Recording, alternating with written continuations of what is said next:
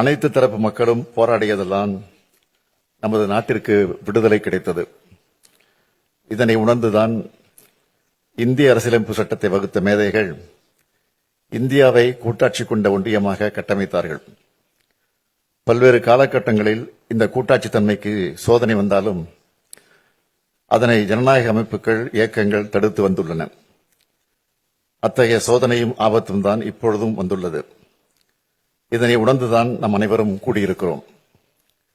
என்னை பொறுத்தவரையில் இந்திய கூட்டாட்சியை காக்கும் வரலாற்றின் மிக மிக முக்கிய நாளாக இந்த நாள் அமையப் போகிறது. தொகுதி மறுசீரமைப்பு பற்றி நான் உங்களுக்கு அதிகமாக விளக்க வேண்டிய அவசியமில்லை. வரவிருக்கின்ற அல்லது எதிர்காலத்தில் நடைபெறுகின்ற சென்சஸ் அடிப்படையில் மேற்கொள்ளவிருக்கும் மக்கள் தொகை அடிப்படையிலான தொகுதி மறுசீரமைப்பு என்பது நம்மை போன்ற மாநிலங்களை வெகுவாக பாதிக்கப் போகிறது. மக்கள் தொகையை பல்வேறு சமூக நலத்திட்டங்கள் மூலமாக கட்டுப்படுத்திய நம்மை போன்ற மாநிலங்கள் அதன் காரணமாக நாடாளுமன்ற தொகுதி எண்ணிக்கையில் நமது பிரதிநிதித்துவத்தை அதிகம் இழக்க நேரிடும். எனவேதான் இதனை நாம் கடுமையாக ஆணித்தரமாக எதிர்க்க வேண்டிய காலகட்டத்தில் இருக்கிறோம். தற்போதைய மக்கள் தொகை அடிப்படையில் தொகுதி மறுசீரமைப்பை ஏற்றுக்கொள்ள முடியாது என்பதில் நாம் அனைவரும் உறுதியாக இருக்க வேண்டும்.